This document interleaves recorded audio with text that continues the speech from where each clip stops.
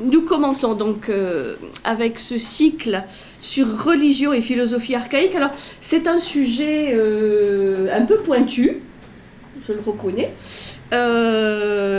mais pour le justifier, je dirais que c'est quand même un sujet passionnant et qui m'avait été demandé. Voilà. Donc, les deux raisons. Avec donc aujourd'hui l'exposé sur le chamanisme, que j'ai intitulé le chamanisme sibérien. C'est pas pour faire chic, mais c'est parce que si on veut vraiment parler du chamanisme au sens plus strict du terme, c'est quand même en Asie du Nord, en Asie centrale, hein, Asie septentrionale, qu'on va trouver cette tradition. C'est pour ça que j'ai ça le chamanisme sibérien. Je vous expliquerai évidemment pourquoi. Ensuite, la semaine prochaine, le Shinto, qui est là la religion, dit-on, traditionnelle du Japon, avant, entre guillemets, que le bouddhisme venant d'Inde et de Chine arrive au Japon, hein, le bouddhisme zen. Donc le Shinto, on va aussi rentrer dans ces mystères shintoïques ou shintoïstes, et puis le taoïsme. Le taoïsme, qui est une tradition chinoise, dont on a déjà parlé, puisqu'on avait déjà étudié le Tao Te Ching, enfin bon, Lao Tzu. Mais là, on le verra plus dans ce cycle en termes de pratique, hein, de pratiques alchimiques, notamment taoïstes, ce qui fera le lien avec le Shinto et le chamanisme, puisque évidemment, il y a des points communs entre les trois thématiques. Alors, je ne sais pas si vous connaissez la tradition chamanique. Non, pas trop. On en entend pas mal parler depuis quelques années. Donc on va redéfinir. Alors, évidemment, ce qui est évident, c'est que dans les trois cas, hein, chamanisme, shinto ou taoïsme, on est dans un contexte, un monde spirituel très différent de celui auquel on est habitué.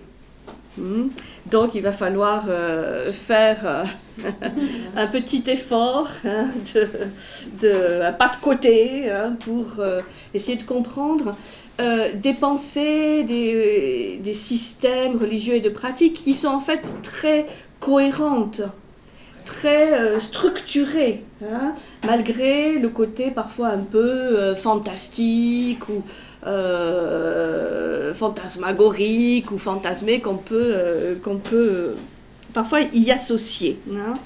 Donc, c'est ça que je voudrais vous montrer, c'est-à-dire que ça obéit à une vision logique, cohérente, structurée, au-delà des spécificités géographiques ou historiques, et que ça correspond aussi à des valeurs, à des schémas tout à fait universels. Et que parfois il y a moins de différence entre ces pratiques ou ces vécus mystiques, que ce soit sibérien, shintoïste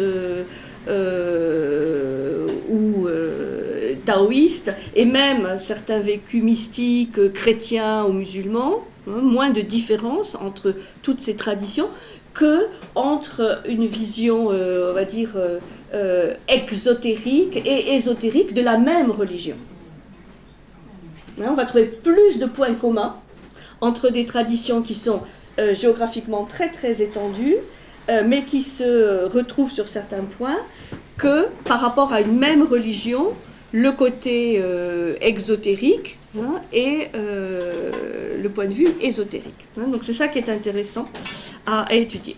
Alors le chamanisme, on assiste, on peut dire depuis quelques dizaines d'années, à un regain d'intérêt, hein, pour le chamanisme, pour ses visions, ses pratiques, ses états modifiés de conscience, mais justement comme c'est un peu sur le devant de la scène, je dirais, d'intérêt, il y a parfois des raccourcis ou des amalgames qui sont faits entre le chaman, le sorcier, le guérisseur, le medicine man, enfin, hein, et on amalgame parfois tout cela, alors qu'il y a vraiment des spécificités hein, à la vision chamanique.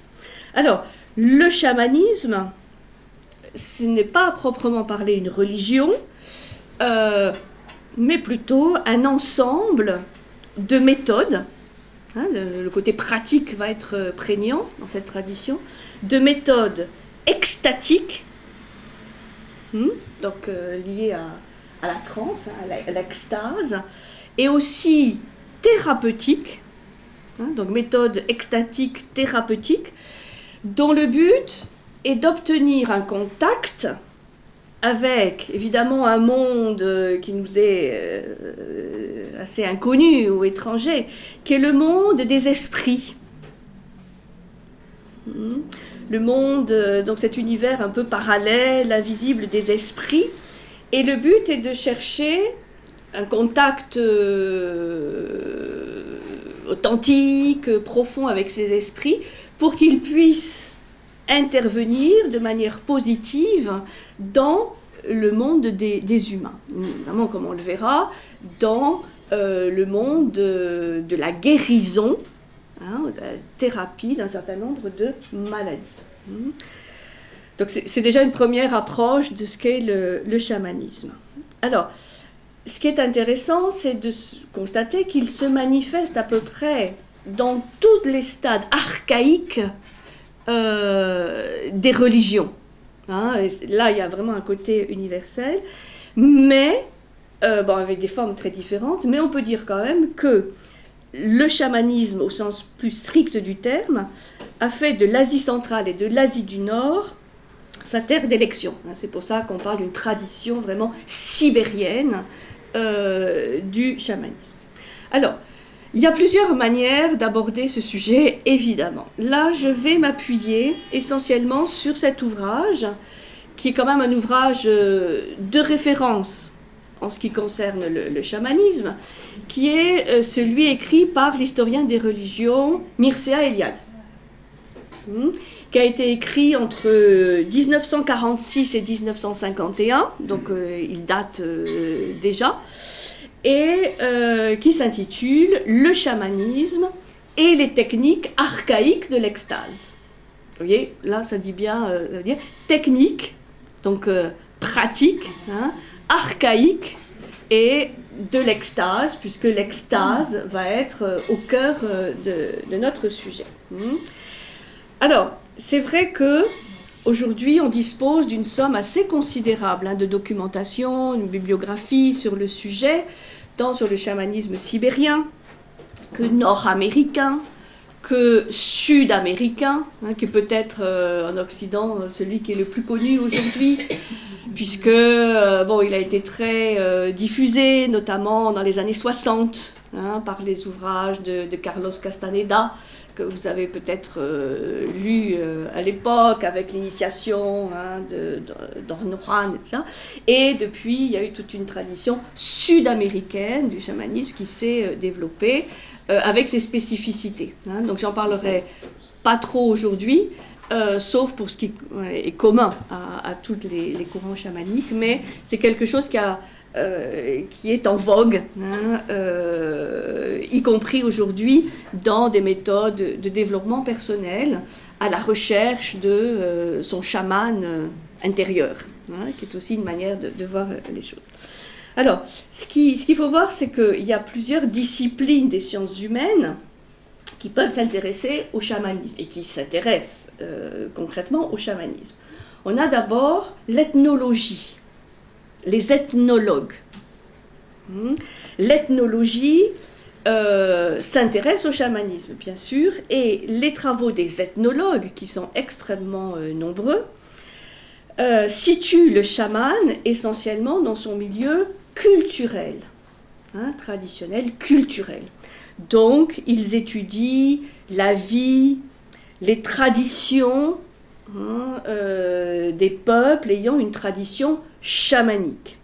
Ils vont essentiellement décrire, hein, faire des enquêtes aussi, si l'ethnologue se double d'une vocation d'historien, voir comment les choses évoluent dans le temps. Mais c'est à l'ethnologue, par exemple, d'étudier de manière détaillée le costume, avec tout ce qui va avec le costume, le tambour, le miroir chamanique, et surtout de décrire les cérémonies d'initiation, les séances chamaniques, d'enregistrer les textes, les chants, les prières, enfin, vraiment d'être au plus près de ce qui se pratique pour en étudier la composition, la signification éventuellement, mais c'est surtout un travail de description. Et l'ethnologue essaie de se fondre dans le milieu du clan ou de la tribu pour rapporter un certain nombre de faits. Et si l'ethnologue est aussi historien, il peut aller chercher dans l'histoire du clan ou de la tribu d'où vient cette tradition. Et là, il peut y avoir une historiographie assez intéressante. Ça, c'est le boulot des ethnologues. Il y a une autre discipline qui s'intéresse de près au chamanisme, c'est la sociologie. Et donc, les sociologues, eux, vont se préoccuper essentiellement de la fonction sociale du chaman. C'est-à-dire le lien du chaman avec les membres de la communauté, le rôle essentiel du chaman, qui est le guérisseur, mais aussi le spécialiste du sacré, c'est-à-dire qui est vraiment dans certaines communautés la figure centrale de la tribu du clan. Et donc c'est tout cela qu'étudient les sociologues. L'origine des prestiges magiques, le rôle des chamans dans l'articulation de la société, et ils vont étudier par exemple les mythes fondateurs, le mythe par exemple du premier chaman, qui est un peu une sorte d'archétype du chaman, et de montrer comment les chamans qui vont se succéder vont se rattacher à cet archétype du chaman. Ça, c'est le point de vue sociologique, qui est aussi un apport très concret, avec beaucoup de recherches, de descriptions. Vous imaginez déjà la documentation immense qu'il y a sur le sujet. Et puis, une autre discipline s'intéresse de près, c'est peut-être celle qui est le plus sur le devant de la scène aujourd'hui, c'est la psychologie. La psychologie, c'est-à-dire que là, le psychologue va s'intéresser à un point très précis qu'on trouve dans la tradition chamanique, c'est le fait que le monde psychologique, la psyché du chaman, va avoir un certain nombre de caractéristiques, et elle va vivre surtout des situations limites. Des situations limites, c'est-à-dire des situations qui ne sont pas des situations de la vie ordinaire. Et cette psyché va expérimenter ce qu'on appelle aujourd'hui des états modifiés de conscience.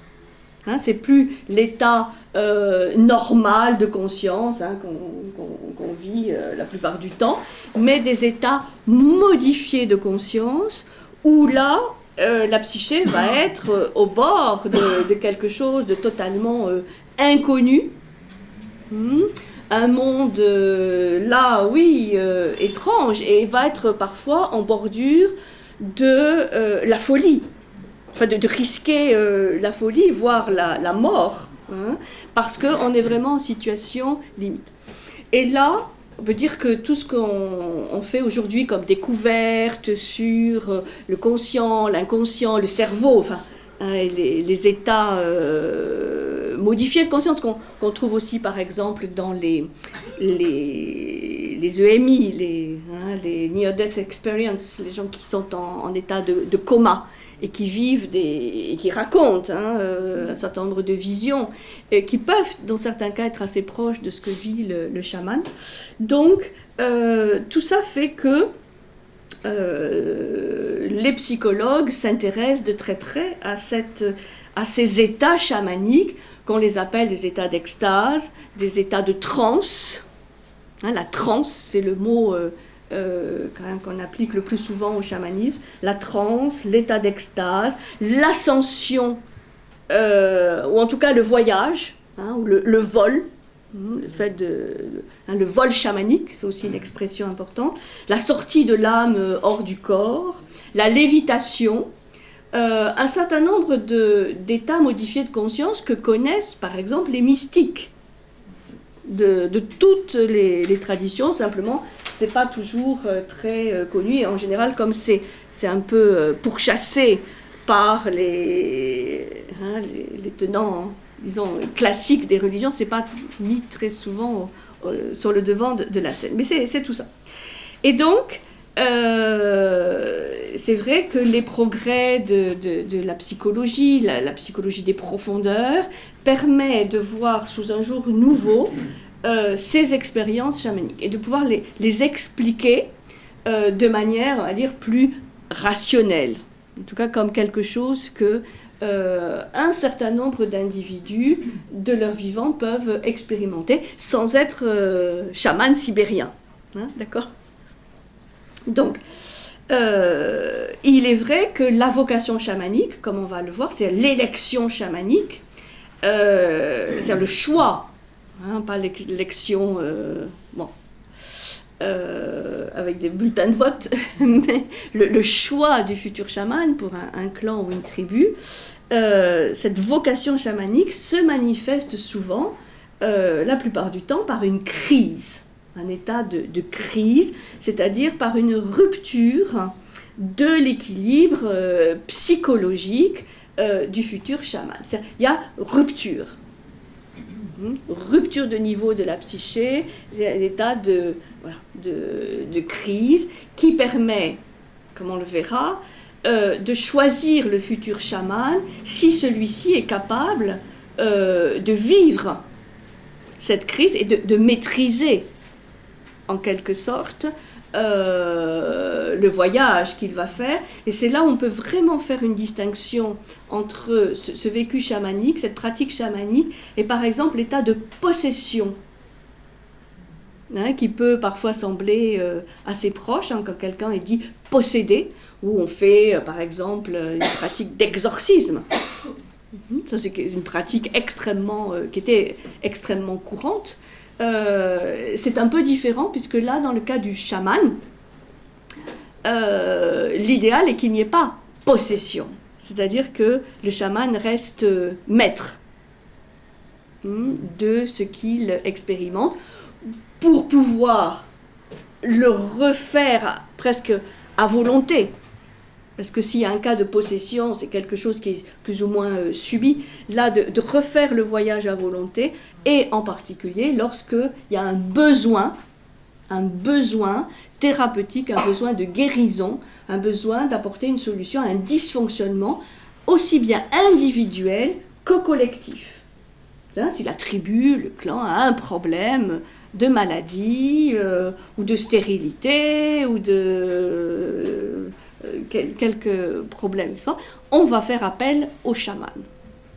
Donc ça suppose une très grande maîtrise en fait de soi, contrairement à l'image que ça peut donner d'une complète envolée vers des mondes totalement étranges. Bon, j'y reviendrai. Donc, vous voyez, ces trois apports, des ethnologues, des sociologues, des psychologues, sont à prendre en considération. Ce qu'a voulu faire Eliade, c'est, loin de minimiser ces apports qu'il cite largement, en tout cas à son époque, et aujourd'hui il y en aurait encore plus, c'est de replacer plutôt le chamanisme dans toute sa complexité, dans la perspective plus globale de l'histoire des religions. En disant, ben voilà, ce chamanisme, on le trouve à la source de pratiquement toutes les religions, simplement, donc il y a des invariants, et puis il y a aussi une spécificité du chamanisme dans son noyau originel qui est l'Asie centrale et l'Asie du Nord. Donc de le replacer dans un contexte d'histoire des religions pour faire des liens avec d'autres croyances qui sont pas forcément chamaniques, mais que l'on trouve dans les religions, voir le côté donc symbolique, universel, archaïque aussi, de ces éléments. Et c'est pour ça qu'on va trouver, avec la vision d'Eliade, par exemple, des liens avec le Shinto, avec le taoïsme, que l'on ne trouve pas forcément si on se limite à l'aspect ethnologique ou sociologique. Vous voyez, hein, donc, alors, ça vous explique aussi pourquoi, par exemple, hein, c'est un exemple qui permet de... Pourquoi, dans l'article chamanisme de l'Encyclopédie Universalis, par exemple, hein, qui est quand même une source de données vraiment incontournable, vous avez le point de vue uniquement ethnologue du chamanisme, où on vous explique que c'est uniquement une question de chasse, de gibier, pour faire vivre le clan ou la tribu. Alors c'est très détaillé, vous pouvez aller le voir, c'est tout à fait passionnant, mais c'est uniquement une question de fécondité, de fertilité des chasseurs, puisqu'évidemment on est dans un monde de chasseurs, pêcheurs, donc d'aller assurer la survie du clan par la quantité de gibier, de chasse, de pêche qu'on va pouvoir ramener. C'est intéressant de voir que là, évidemment, on est à peu près à 180 degrés de la vision développée par Eliade. Ça en fait partie, mais je crois que c'est un peu réducteur de ne voir dans le chaman que celui qui sait rapporter du gibier, bien que ce soit important. Mais il y a d'autres choses aussi. Il va jusqu'à généraliser cette période, à cette période des chasseurs-cueilleurs que l'humanité a vécu. On peut considérer que c'était une pratique... Oui. Une pratique universelle dans les périodes archaïques, du stade, du chasseur, pêcheur, oui. Et après aussi de l'éleveur, ou de l'agriculteur, enfin dans les premiers stades, oui. C'est pas que la branche qui est partie Non, on la trouve partout. On la trouve partout. C'est pour ça qu'on peut la trouver aussi en Amérique du Nord, évidemment, la population amérindienne, en Amérique du Sud, en Europe aussi. Hein, ouais. Et ça vous explique pourquoi, par exemple, dans la religion chrétienne, vous avez aussi cette tradition d'exorcisme. Ça vient pas de nulle part.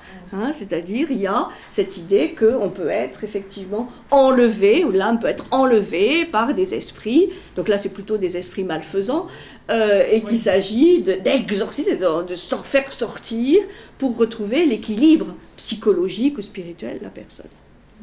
Donc il y a vraiment une tradition très très très ancienne. Alors, ce que dit Eliade, c'est que le chamanisme est précisément une des techniques archaïques de l'extase, à la fois mystique, magie et religion dans le sens large du terme. Dans le sens large du terme religion, c'est-à-dire ce qui permet de relier. De relier quoi ? De relier au niveau individuel différents plans qui coexistent en soi, mais aussi de se relier aux autres, de se relier au cosmos, et de se relier à ce monde invisible, mais réel pour le chaman. C'est-à-dire, pour le chaman, ce monde des esprits, qui n'est pas simplement le monde des ancêtres, des âmes des ancêtres, le monde des esprits, et notamment des esprits animaux, est aussi réel, si ce n'est plus que le monde concret dans lequel on vit.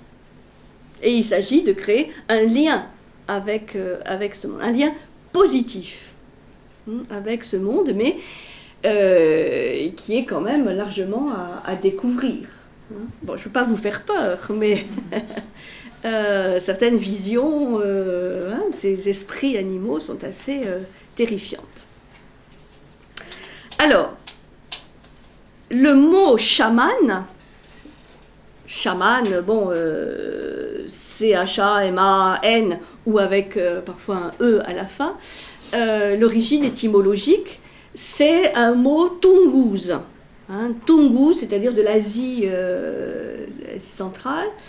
Tungus le mot Tungus, c'est chaman, S-A-M-A-N. Chaman. C'est pour ça que on dit que le noyau dur du chamanisme, c'est la Sibérie. Hein, et si on élargit un peu, l'Asie septentrionale et centrale. Et dans toute cette ère immense que représente cette Asie, du nord et du centre, le chaman est la figure dominante du clan ou de la tribu. C'est-à-dire que la vie collective, la vie pas simplement magique ou religieuse, mais la vie dans toute sa complexité est centrée sur le chaman. C'est-à-dire, c'est pas forcément le seul agent du sacré, parce qu'il peut y avoir des prêtres aussi, d'autres personnages, mais lui, il est la figure dominante, car il est, dit Eliade, le seul maître de l'extase. Voilà. Il est le grand maître de l'extase, c'est-à-dire de celui qui peut voyager dans les différents plans de l'univers. Il peut monter au ciel et il peut descendre dans les mondes souterrains.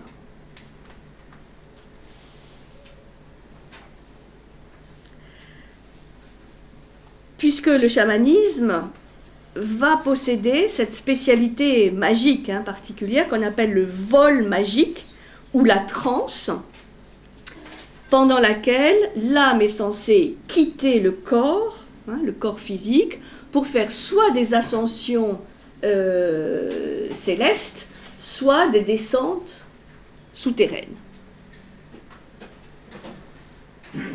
Non, parfois on emploie la terminologie monde des enfers, mais j'aime pas trop cette terminologie parce qu'elle est trop connotée. Je préfère le monde souterrain. Comme ça, on n'a pas les images du diable, de la rôtissoire et tout ça. C'est plus neutre. Sachant qu'il y a aussi des esprits souterrains qui ne sont pas forcément mauvais. Donc, vol magique ou transe. Et c'est là la distinction donc, qu'Eliade fait bien entre ces différentes appellations du sorcier, du guérisseur, du magicien ou du medicine man, de celui qui guérit, parce que il y a dans ce voyage du chaman dans les différents plans vraiment la spécificité du chamanisme. Parce que ce monde, comme on va le voir, il est très structuré. Donc, même si de l'extérieur, ce voyage, cette extase peut sembler totalement fou, en fait, l'âme du chaman va parcourir de manière très précise les différents étages, soit du monde céleste, soit du monde souterrain. Et là où vous voyez par exemple que c'est universel, c'est que la structure, par exemple, des pyramides, que ce soit à face lisse, que ce soit pyramide à étages, comme au Mexique ou à Sumer, dans l'ancienne Sumer, les pyramides, la sacralisation des montagnes, la sacralisation de certains arbres,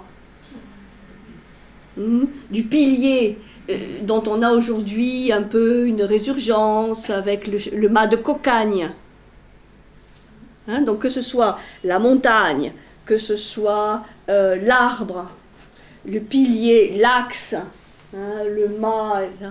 Tout ça, ce sont des symboles universels et qui sont des illustrations de ce point central, de cet axe central par lequel se fait le voyage. Le temple. Même nos églises ou cathédrales, il y a souvent une crypte, non ? Une crypte une construction au sol, orientée, hein, et puis la flèche, hein, ou ce qui va permettre la connexion avec le monde céleste. Donc, vous voyez, le chamanisme va s'appuyer sur une vision du monde qui est totalement universelle. La spécificité, c'est qu'il y a là un être qui va vivre concrètement, réellement, dans sa chair, hein, ce voyage ascensionnel ou descente. Ça va, hein? C'est étrange. Hein? Donc, je vais vous lire un passage un petit passage, et puis après, on étudiera justement différentes facettes de ce chamanisme sibérien. J'ai trouvé un passage qui explique bien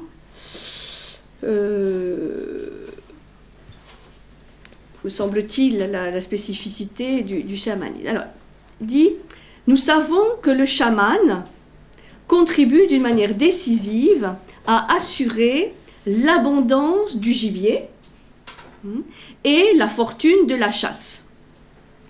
Prévisions météorologiques, changement de temps, voyage mystique auprès de la grande mère des fauves, etc. Mais, voilà le mais, il ne faut pas oublier que les rapports du chaman, comme d'ailleurs de l'homme primitif en général, avec les animaux, sont d'ordre spirituel et d'une intensité mystique difficile à imaginer pour une mentalité moderne désacralisée.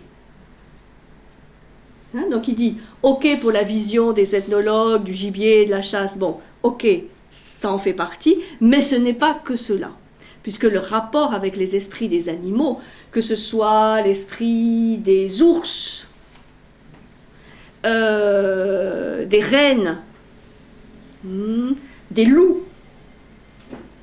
des cerfs, tous ces animaux sauvages qu'on trouve en Sibérie, dit, voilà, il y a un rapport qui est beaucoup plus de l'ordre du sacré, du spirituel, que de l'utilitarisme concret.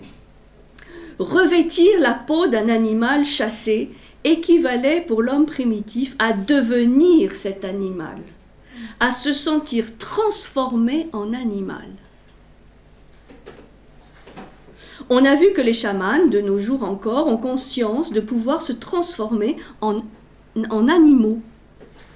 Il ne servirait pas à grand-chose de constater que les chamans revêtaient des fourrures de fauves. L'important, c'est ce qu'ils éprouvaient en se travestissant en animaux. On a des raisons de croire que cette transformation magique aboutissait à une sortie de soi-même qui se traduisait très souvent par une expérience extatique. C'est-à-dire que le chaman se transforme en loup, en ours, en tigre en Amérique du Sud, presque même physiquement. C'est-à-dire là, parce qu'il y a en fait une sorte de porosité entre les règnes. Il n'y a pas une étanchéité entre le règne animal et le règne humain. Il y a des passerelles. Et attention, il ne s'agit pas d'une régression à l'état animal, c'est-à-dire de devenir peut-être agressif ou violent comme l'animal en question, mais de profiter de la vertu de l'animal pour ensuite, une fois revenu sur Terre, en faire profiter la communauté, notamment par des pouvoirs de guérison. Je vais doucement. Alors, on a des raisons de croire, donc sortie de soi-même, expérience extatique, en imitant la marche d'un animal ou en revêtant sa peau, on acquérait un mode d'être surhumain. Il ne s'agissait pas d'une régression dans une vie animalesque pure. L'animal auquel on s'identifiait était déjà porteur d'une mythologie. C'est-à-dire, le fait de revêtir la peau du loup renvoie à ce qui est la vertu du loup. qu'on va trouver dans un certain nombre de mythes. Hein. Pour l'ours, pareil. Pour le tigre, pareil. Il était en fait un animal mythique, avec un A majuscule, l'ancêtre ou le démiurge. En devenant cet animal mythique, l'homme devenait quelque chose de beaucoup plus grandiose et bien plus puissant que lui-même. C'est là où effectivement il y a la perte d'un état ordinaire de conscience pour revêtir un état autre, plus puissant. Il est permis de penser que cette projection dans un être mythique, centre à la fois de vie et du renouvellement universel, provoquait l'expérience euphorique qui, avant d'aboutir à l'extase, révélait le sentiment de sa force et réalisait une communion avec la vie cosmique. C'est-à-dire que là, il y a vraiment l'actualisation de ce lien cosmique avec le monde des origines, avec le monde des archétypes, avec le monde des grands principes qui régissent, par exemple, le règne animal.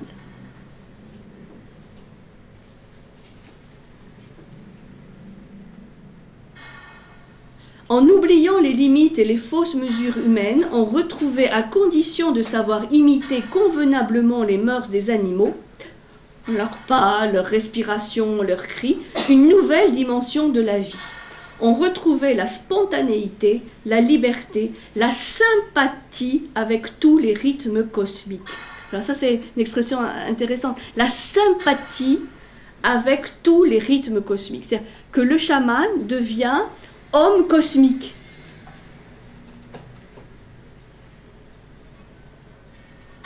C'est-à-dire qu'il s'approprie toutes les lois, les grands principes de l'univers.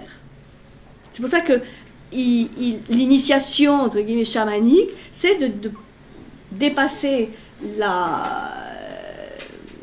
le statut d'homme personnel ou individuel à un statut d'homme collectif. Le chaman est un être collectif qui est au service inconditionnel de la communauté, de son clan, de sa tribu. Il est au service. Hein. Donc c'est un engagement énorme, puisque les pouvoirs qu'il va acquérir de par ce contact cosmique, il va les mettre au service toujours bienfaisant de la communauté. Donc, il n'y a pas dans le chamanisme de pratiques malveillantes. Hein, les petites poupées avec les épingles, les aiguilles, tout ça, hein, c'est pas. Ça fait partie d'autres traditions, mais c'est pas dans la tradition chamanique. Là, si vous voulez vous exercer à ça, vous n'êtes pas dans la tradition chamanique. Oui, je vais tout vous dire. Alors là, sur la théorie, je vais tout vous expliquer. Après, vous verrez. Hein. Oui, je vais tout vous expliquer. Vous saurez tout. Je ne vais rien vous cacher. C'est un sujet que je n'ai pas expérimenté, je vous le dis. Non. Il nous semble que, vu sous cet angle, les anciens rites chinois, voyez, donc si semblables aux cérémonies de l'ours, par exemple, qu'on trouve en Sibérie, laissent percer leur valeur mystique et nous permettent de comprendre comment on pouvait obtenir l'extase aussi bien grâce à l'imitation chorégraphique d'un animal que grâce à une danse qui mimait une ascension. Et ça, c'est ce qu'on va voir dans le taoïsme chinois, où il y a beaucoup de pratiques où le taoïste, le chaman, hein, quelque part, imite un animal. Ce qu'on va retrouver en résurgence très désacralisée, on peut dire, dans des pratiques comme le tai chi chuan, hein, où là aussi, il s'agit d'imiter la marche d'un animal, la lenteur, ça. Mais c'est évidemment pas du tout le même objectif.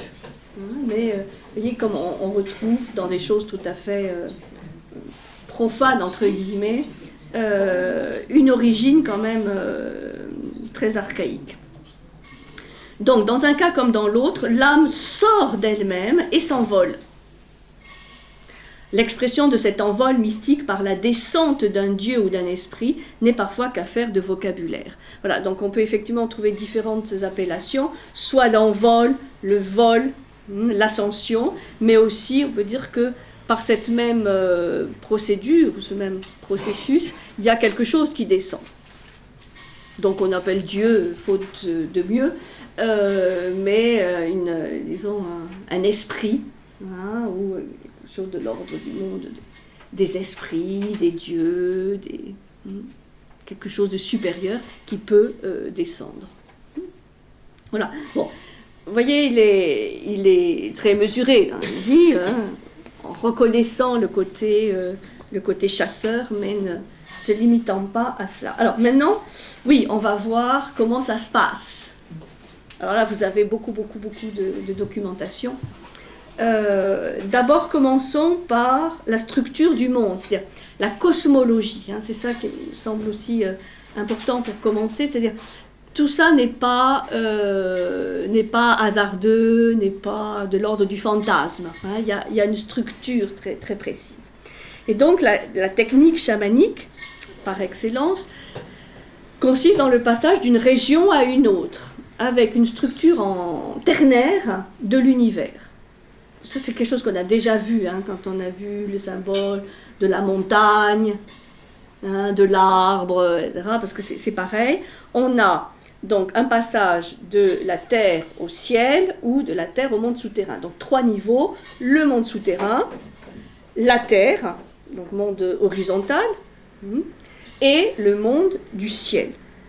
Et donc le chaman est un spécialiste, doit connaître le mystère de la rupture des niveaux. Ce qu'il appelle la rupture des niveaux, c'est-à-dire comment on passe de la terre au ciel, comment on revient du ciel à la terre, et comment on va aussi de la terre au monde souterrain, et comment on en revient. Vous savez, dans beaucoup de mythes grecs, vous avez des héros qui descendent aux enfers. On connaît Orphée, bien sûr. On dit, bon, c'est pour chercher Eurydice. Ok, Eurydice, c'est pas simplement son épouse. C'est aussi une partie de son âme. Il va chercher aux enfers. Héraclès va aux enfers. Héraclès, revêtu de la peau de lion, descend aux enfers. Jason descend aux enfers. C'est ce mythe de la descente aux enfers. Dans les mythes américains, les fameux Quetzalcoatl, le serpent à plumes, s'il devient serpent à plumes, c'est bien que il rassemble les vertus de l'oiseau, mais aussi les vertus du serpent et les vertus du jaguar. Ça, c'est la vision sud-américaine, méso-américaine. Mais ça, c'est quelque chose d'universel.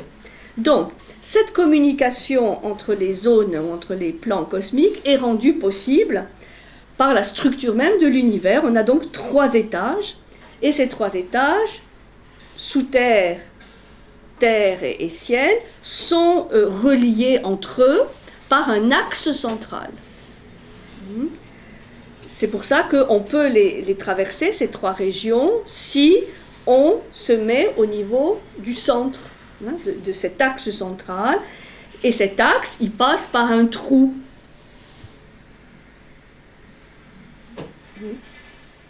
Voilà. Et c'est par ce trou que le chaman va monter et descendre le long de cet axe, et c'est par ce trou que les dieux vont aussi descendre sur la terre, c'est par ce trou que parfois les âmes des défunts vont aussi remonter du monde souterrain vers la terre. Quelques exemples pour illustrer cela. Les turco-tatars, par exemple, s'imaginent le ciel comme une tente. La voie lactée est la couture. Les étoiles, les trous par lesquels passe la lumière céleste. Au milieu du ciel brille l'étoile polaire qui fixe la tente céleste comme un piquet. Les Samoyèdes l'appellent le clou du ciel, le piquet de la tente. On est chez des peuples nomades, de chasseurs-cueilleurs, où la tente va être l'habitat évidemment privilégié, mais cette tente, bien sûr c'est l'habitat profane, mais c'est aussi un habitat sacralisé. Et la tente, elle est en général, il y a un piquet central. L'axe central de la tente fait référence à cet axe central du chaman. Alors on dit oui, par le trou de la tente, s'évacuent les fumées, bien sûr. Ça, c'est l'observation des ethnologues, on dit, par le trou de la tente. Donc, c'est très beau, parce que la fumée, elle va de la terre au ciel, et donc, c'est un symbole analogue de l'âme du chaman qui va partir vers le ciel. Ainsi.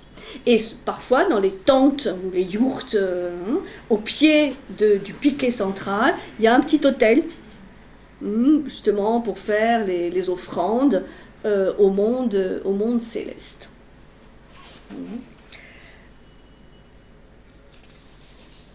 Alors, comme je disais tout à l'heure, cette conception des 3 étages, cette conception cosmologique, elle n'appartient pas exclusivement au chamanisme, c'est une idée universellement répandue, qu'on trouve en Égypte, en Inde, en Chine, en Grèce, en Mésopotamie, et où on va par exemple retrouver la structure des temples avec cet élément ternaire.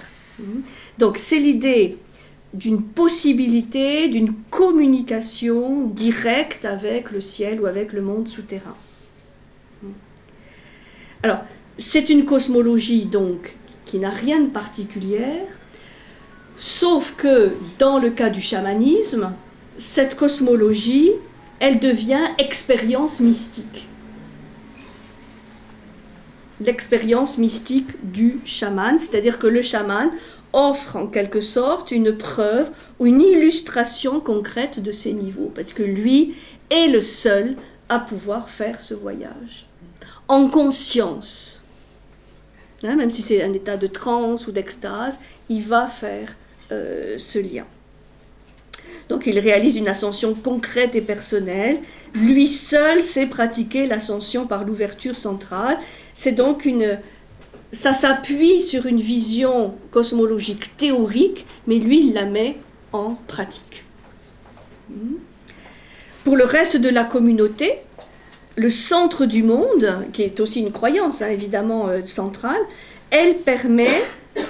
ce centre du monde permet d'acheminer les prières et les offrandes, alors que pour le chaman, ce centre du monde est le lieu de l'envol. Vous voyez, il y a vraiment une différence de conscience entre les membres de la communauté qui révèrent cet axe central ou ce centre pour les offrandes, les prières, donc pour le lien avec le monde céleste, mais seul le chaman fait le voyage réel.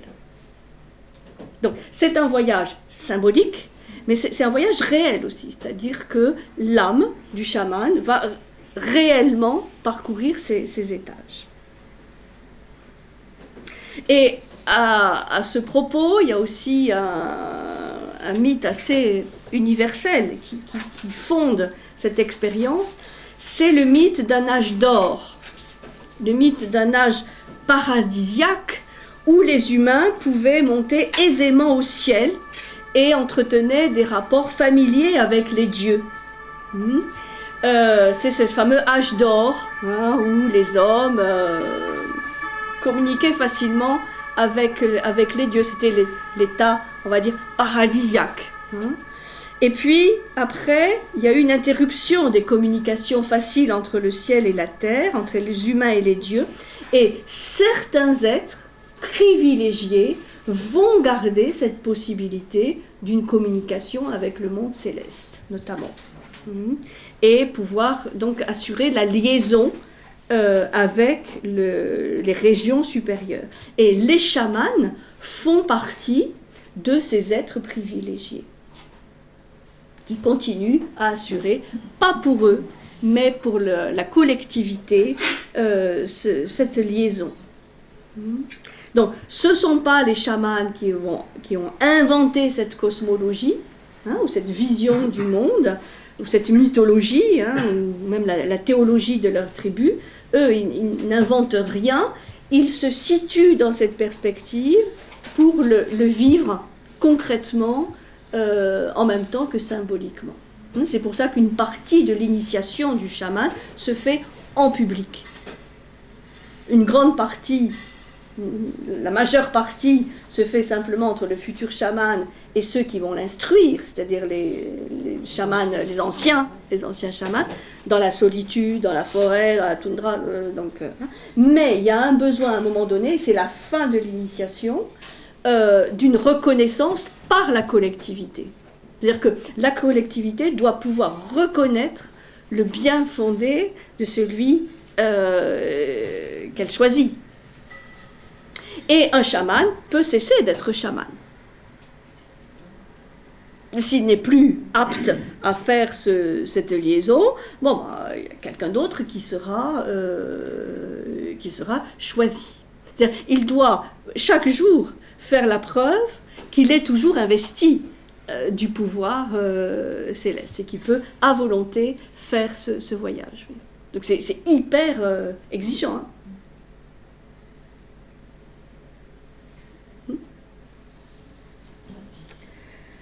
Alors, voilà pour la cosmologie, c'est-à-dire la vision du monde qui sous-tend cette pratique chamanique. Si vous vous rappelez, quand on avait étudié Dante,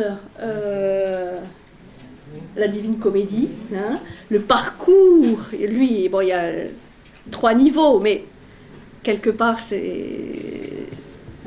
lié. Il y a le ciel, le purgatoire, le paradis, le purgatoire et l'enfer. Et vous rappelez qu'il y a une structure aussi un peu en entonnoir. Les enfers, il y a plusieurs niveaux. Le paradis, il y a plusieurs niveaux. Purgatoire, il y a plusieurs niveaux. Et l'âme parcourt tous les niveaux jusqu'à la béatitude, avec Béatrice, etc. Donc là, on a l'exemple d'une vision chrétienne extrêmement proche de cette vision des plans, ces plans très structurés, superposés. Les pyramides à étages reprennent cela, c'est-à-dire on monte des degrés, mais dans le monde souterrain, c'est pareil, il y a des degrés. Et on dit que Pharaon, l'initiation de Pharaon, c'était de pouvoir faire ce voyage de son vivant. Et c'est pour ça qu'il pouvait être pharaon. Et s'il ne pouvait plus, il devait laisser son pouvoir. Donc là aussi, il y a une très grande lien avec cette vision cosmologique et ce qu'on connaît d'un certain nombre de traditions qui sont plus proches de nous. Alors, comment choisit-on le futur chaman ?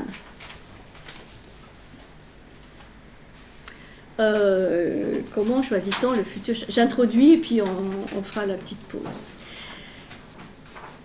Il y a 2 voies, en tout cas en Sibérie, en Asie du Nord et du Centre. Les 2 voies de recrutement des chamans sont d'une part la transmission héréditaire du pouvoir chamanique, c'est-à-dire on peut être chaman de père en fils, mais évidemment ça ne suffira pas d'être fils de chaman pour être chaman, vous avez bien compris. Mais c'est une voie, la transmission héréditaire, et l'autre voie, c'est la vocation spontanée, c'est-à-dire ce qu'on va appeler l'appel, ou l'élection. On choisit, le clan choisit son chaman. Quel que soit le mode de sélection, c'est-à-dire même dans le cas de la transmission héréditaire, le chaman n'est reconnu chaman qu'après avoir reçu une double instruction.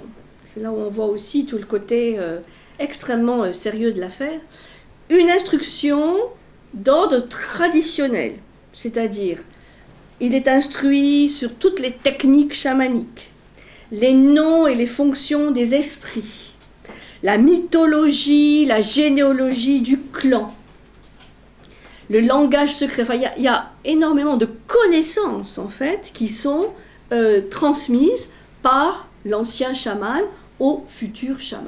Donc c'est une formation théologique. Enfin, on lui apprend les mythes fondateurs, toute l'histoire du clan, tous les noms, justement, toutes ces structures célestes ou souterraines, avec tous les esprits. Enfin, c'est une formation, on va dire, déjà théorique, une instruction théorique. On doit connaître tout ça. Et ensuite, le deuxième volet de l'instruction, c'est une instruction d'ordre extatique, puisque l'instruction va être donnée pas par les anciens chamans seulement, mais aussi par les esprits eux-mêmes. C'est-à-dire, il va y avoir des états de transe, des états déjà extatiques, des rêves, ou les rêves, très très important, des rêves qui vont permettre aux futurs chamans de connaître ces esprits animaux, d'être familiers avec eux et le jour venu, de se les concilier. Puisqu'évidemment, ces esprits, ces grands esprits animaux sont ambivalents. Je dis qu'ils étaient bienveillants. Ils peuvent aussi devenir méchants. C'est quand même la nature sauvage. Donc le chaman doit pouvoir travailler avec ces esprits, il doit pouvoir se les concilier. C'est-à-dire que ces esprits l'aident après dans sa carrière de chaman.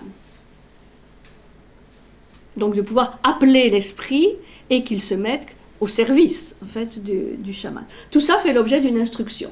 Donc d'une instruction solitaire, qui se fait vraiment à l'abri de toutes les curiosités au regard des membres du clan, dans la forêt, enfin dans le monde sauvage évidemment.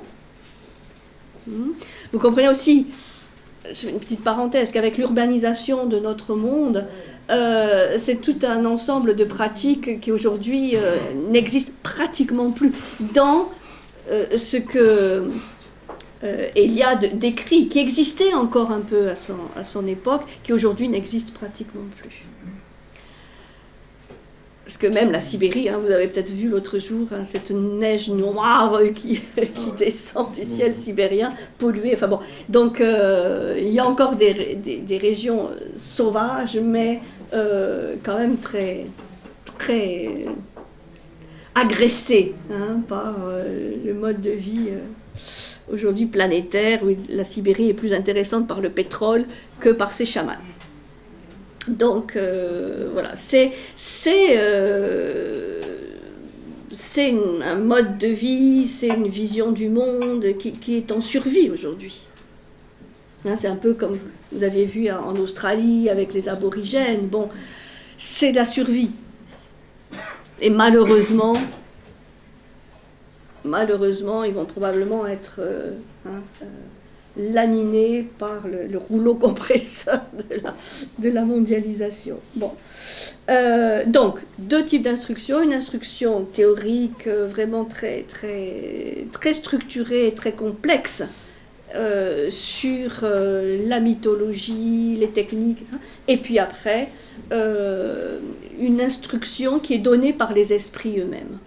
Il peut y avoir aussi une très très grande connaissance de la nature, que ce soit du fonctionnement des habitudes des animaux pour s'en imprégner ou pour reproduire, pour pouvoir des botaniques pour pouvoir guérir les gens. Ça se faisait pas longtemps par l'opération du Saint-Esprit, ça se faisait par une très grande connaissance des plantes. Bien sûr, des animaux, alors beaucoup des animaux, des différentes espèces animales, mais aussi bien sûr les plantes. Par exemple, en Pérou, Colombie, Pérou, Équateur, il y a des lianes, c'est très connu maintenant, c'est à la mode, il y a un tourisme de masse avec ça, mais à la base, il y avait des lianes, donc l'ayahuasca ou l'iagé, c'est une combinaison de deux lianes qui n'ont rien à voir l'une avec l'autre et qui, en termes de molécules, protègent le cerveau et permettent d'accéder à un état de conscience modifié comme le LSD, mais de manière naturelle et accélérée.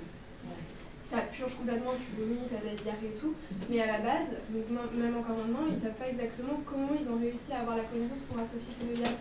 Donc vous dites, oui, ils connaissaient la nature, mais il y a des choses qui leur ont été transmises. Ils me disent que... Mais l'expert, quelque part, à la base, d'ancêtre ou pas, il y a l'expérience de gens qui l'ont vécu et qui l'ont transmis, je pense. Oui, ils l'ont vécu, mais ils ne l'expliquent pas de manière juste botanique. Enfin, il y a vraiment le lien avec les esprits. Bien sûr. Alors, ce qui est intéressant dans ce que vous dites, c'est que, par exemple, le fait d'utiliser des substances hallucinogènes, parce que ça c'est devenu très, très connu, hein, avec les champignons hallucinogènes, est quand même spécifique du chamanisme sud-américain. Oui. Vraiment là, Eliade aussi insiste sur ce point, parce que c'est un peu ce qui a été retenu aussi par un certain nombre de chercheurs occidentaux, ce recours à la substance hallucinogène est juste, au contraire, totalement défendu dans le chamanisme sibérien, dans la mesure où le chaman, ça j'expliquerai après, même dans cet état de transe et d'extase, doit rester maître de lui-même et ne jamais abandonner cette maîtrise à une substance externe. Donc c'est interdit. Oui. Pas défendre.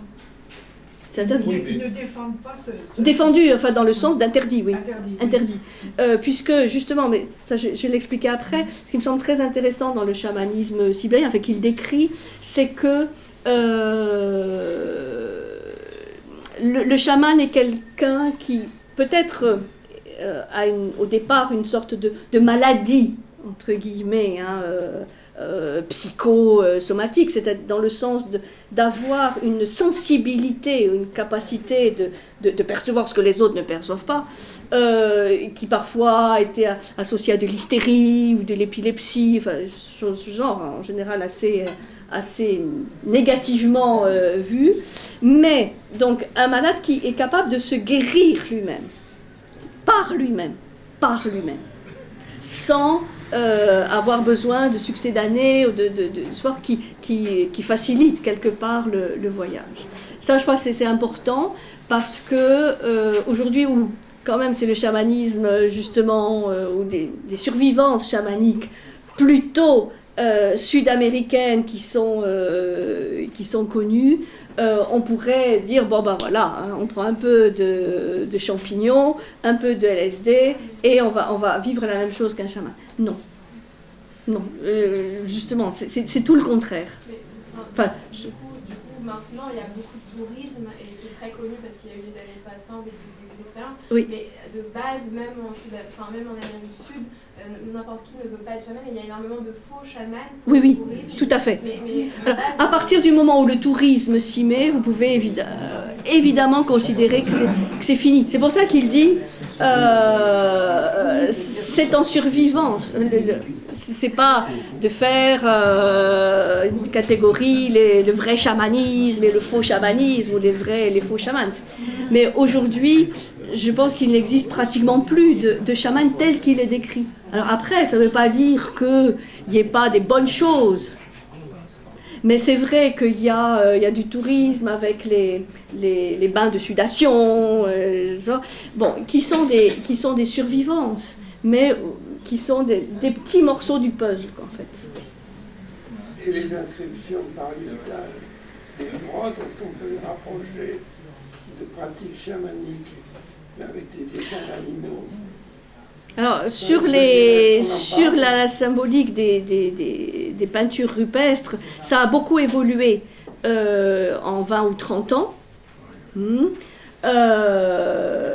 puisqu'aujourd'hui, il y a encore, 30-40 ans, on voyait dans ces peintures, justement, des rites archaïques de chasse. Aujourd'hui, ça a beaucoup changé. Aujourd'hui, la plupart, mais c'est très controversé, mais la plupart des chercheurs disent quand même que ces grottes, que ce soit Lascaux, Chauvet, Altamira et Cosquer, chez nous, n'étaient pas des lieux d'habitation, puisqu'on n'a pas retrouvé d'ossements, on n'a pas retrouvé des cendres, des restes d'habitation. Mais c'était des lieux sacrés. On a le lien avec la religion systématique. C'est- Moi, j'ai lu des trucs qui ne font pas systématiquement. Mais ça dépend, c'est comme l'exemple de... L'appropriation pour la chasse. Oui, c'est comme l'exemple que je vous ai donné avec l'article de l'Encyclopédie Universalis. On peut voir le chamanisme uniquement comme une technique de chasse. Bon, c'est un point de vue. C'est pour ça que ces gens disent Eliade, il est fou. Il est fou. Parce qu'il y a un point de vue rationnel sur le sujet. Et pour les grottes, c'est pareil. On dit, oh, ouais, ils décrivent, voilà, c'est des gens un peu primitifs, alors ils dessinent ce qu'ils voient, bon, c'est un peu maladroit. Et aujourd'hui, on n'est plus à ça, parce qu'on sent une telle intelligence de l'utilisation. Et donc, oui, maintenant, on dit, bon, bah, c'est quand même plutôt des lieux religieux, sacrés, où ils faisaient le rite, la cérémonie. Et donc là, oui, peut-être il y a plus de liens avec des éléments, avec l'esprit de l'ancêtre, du renne ou du loup, etc. Mais c'est très délicat parce que, bah, comme pour tout, vous projetez votre vision sur le sujet. Donc si vous avez une vision matérialiste, vous direz le chamanisme, technique de chasse. Les grottes rupestres, ils dessinent des scènes de chasse, point à la ligne. Bon, ils y habitaient. Bon, le problème c'est que c'est vrai qu'on n'a pas trouvé des restes d'habitation. Donc si ce n'était pas des lieux d'habitation, c'était des lieux de quoi? Oui, parce que leur reproduction humaine, ce n'est que des animaux. Il y a parfois des hommes stylisés, des silhouettes. Des silhouettes. Donc voilà, c'est ça qui est intéressant. Bon, vous lisez quelque chose sur le chamanisme, vous dites, bon, quel est le point de vue de l'auteur, quoi? Ça, c'est déterminant, parce qu'il va... Et moi, je défends Eliade, mais il est... parce que voilà, c'est un point de vue personnel. On peut défendre un tout autre point de vue sur le chamanisme. Par contre, ce qui est exceptionnel, c'est les résonances qu'on a dans toutes les religions. C'est pas cette transmission qui a eu. Oui. Bon, on va faire la petite pause. Donc, double instruction. On était resté là. Théorique, traditionnelle, et puis par les esprits. Alors, c'est vrai que bon, on a donc un parcours initiatique bien articulé, on va y revenir, mais le futur chaman se caractérise en général par un certain nombre, on va dire, de prédispositions psychologiques. Alors, vous allez voir, si vous avez ces prédispositions psychologiques. Non, je plaisante. La plupart du temps, la vocation du chaman se révèle à travers une maladie. Et en fait, l'initiation va quelque part correspondre à une guérison. Comme dans certaines maladies, enfin, alors après, maladie, vous mettez des guillemets, hein, vous les avez entendus, les guillemets. Parce qu'aujourd'hui, bon, c'est vrai on fait des progrès quand même dans le fait de comprendre ces états qu'on appelle modifiés de conscience par rapport à l'état normal. Alors après, qu'est-ce qui est normal, qu'est-ce qui est modifié, tout ça est assez complexe. Mais le chaman va être projeté, enfin le futur chaman dans son initiation, et après évidemment, va être projeté, comme il a dit, à un niveau vital, qui lui révèle les données fondamentales de l'existence humaine. C'est pour ça qu'il va y avoir une instruction possible durant cet état modifié, où il va apprendre la notion de solitude, la précarité de la vie, de la précarité de l'univers, l'impermanence, l'hostilité parfois du monde environnant. Et donc, l'interprétation d'Eliade, il peut y en avoir d'autres, c'est que le chaman est avant tout quelqu'un qui est malade, enfin qui va vivre un état modifié de conscience, mais qui va pouvoir se guérir par lui-même. C'est pour ça que cette notion d'autonomie, enfin d'indépendance, de ne pas dépendre pour cette guérison d'une substance exogène, est si important. Le chaman va guérir avec l'aide même des esprits qui vont devenir ces esprits protecteurs et auxiliaires. Ce sont ces esprits qui vont lui permettre ensuite de faire son travail de chaman. La maladie n'est donc parfois qu'un signe montrant, disons, des prédispositions de la personne, mais ne peut être que passagère. Parfois, il ne s'agit pas d'une maladie au sens strict du terme, mais d'un changement progressif de conduite. Le candidat devient méditatif, cherche la solitude, dort beaucoup, semble absent, a des rêves prophétiques, quelquefois des attaques d'hystérie ou d'épilepsie. Donc, ce sont des symptômes, ce sont simplement des symptômes qui ne sont que le prélude, en fait, de la future vie qui attend le candidat. Il y a aussi des rêves, des hallucinations qui peuvent décider en peu de temps de la carrière d'un chaman. Dans certains endroits, comme par exemple au Japon, ça on le verra avec le Shinto, la cécité, le fait d'être aveugle, peut être un signe de prédisposition. Disons, le fait de ne pas, notamment chez les femmes, parce qu'au Japon il y a beaucoup de femmes chamanes, contrairement au chamanisme sibérien où là c'est plutôt un rôle masculin, puisqu'on est dans une tradition de chasse plus masculine. Mais il peut y avoir des caractères comme ça aberrants, on dit, qui peuvent signaler une prédisposition. La cécité en est une. Alors, ça ne veut pas dire que tous les aveugles sont prédispositions chamaniques, mais ça peut, par le fait de développer d'autres perceptions, d'autres pouvoirs. Alors, il est toujours question donc d'une guérison, d'une maîtrise, d'un équilibre réalisé par l'exercice même du chamanisme. C'est-à-dire que le chaman doit gérer l'état modifié de conscience, doit gérer la maladie, plus tard, soit individuelle, soit collective, pour rétablir l'équilibre. Pour apporter des solutions à des dysfonctionnements, qu'ils soient physiques, météorologiques, psychologiques ou spirituels. Donc c'est le fait de pouvoir maîtriser une maladie qui donne au chaman sa force et son prestige. C'est-à-dire que le chaman doit pouvoir refaire à volonté le chemin qu'il va faire peut-être les premières fois de manière inconsciente, puisque après la collectivité lui demandera de pouvoir refaire à volonté ce voyage. Ça veut dire que contrairement parfois à ce qu'on lit ou entend, le chaman doit faire preuve d'une constitution nerveuse extrêmement solide et puissante. Puisque dans ces épreuves et par la suite, il frôle chaque fois la folie ou la mort.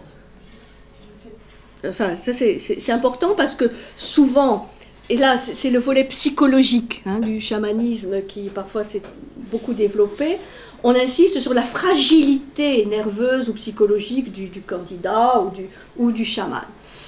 Ce que dit Eliade, c'est que c'est plutôt le contraire. Certes, il peut y avoir à un moment donné maladie, fragilité, donc c'est comme si les différents plans de l'individu s'ouvraient à une autre dimension, certes, mais il y a un moment où, par le contact avec ces esprits et les vertus que représentent les esprits animaux, il y a guérison.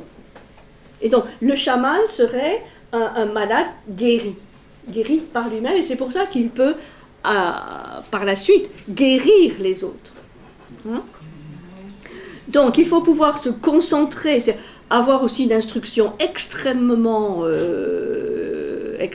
complexe, pouvoir se concentrer avec une intensité hors norme, résister à des efforts épuisants au niveau physique, c'est vraiment, là aussi, faire rentrer dans des états limites. On sait que la fatigue physique, l'épuisement physique peut permettre des états modifiés de conscience, parce que le physique lâche, et donc permet à l'âme d'expérimenter autre chose, mais aussi contrôler ses mouvements extatiques. Donc, une mémoire, une capacité d'autocontrôle supérieure à la norme.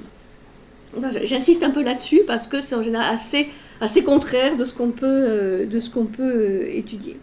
Donc, c'est paradoxal parce qu'il y a certes une fragilité psychologique, c'est-à-dire quelqu'un qui serait trop dans une sorte de norme rationnelle, qui s'interdit tout autre plan de l'existence. Bon, là, c'est très compliqué, donc il faut qu'il y ait des failles, comme des brèches, des ruptures, évidemment psychologiques, mais ensuite, il doit pouvoir se guérir. Ça ne veut pas dire revenir totalement rationnel, mais pouvoir utiliser les pouvoirs de l'au-delà, de ce monde invisible, pour guérir autrui, ou pour faire cesser la sécheresse, oui, peut-être faire venir du gibier aussi, mais surtout assurer l'équilibre psychologique et spirituel de la collectivité. Et puis il est aussi le gardien de la riche littérature mythique, héroïque. Donc, vous ne pouvez pas imaginer quelqu'un d'un peu déstructuré qui puisse avoir cette mémoire mythologique, héroïque du clan. Il faut un esprit. Et donc, lui dit une mémoire, une attention vraiment hors norme. Alors, la cérémonie d'initiation, elle, y compris que l'initiation va se poursuivre sur plusieurs années, évidemment, avec cette instruction par les anciens chamans, par les esprits, et puis il y a un moment où il faut que cette initiation soit validée par la collectivité. Et là, cette cérémonie, ce qu'on appelle la cérémonie d'initiation, qui est en fait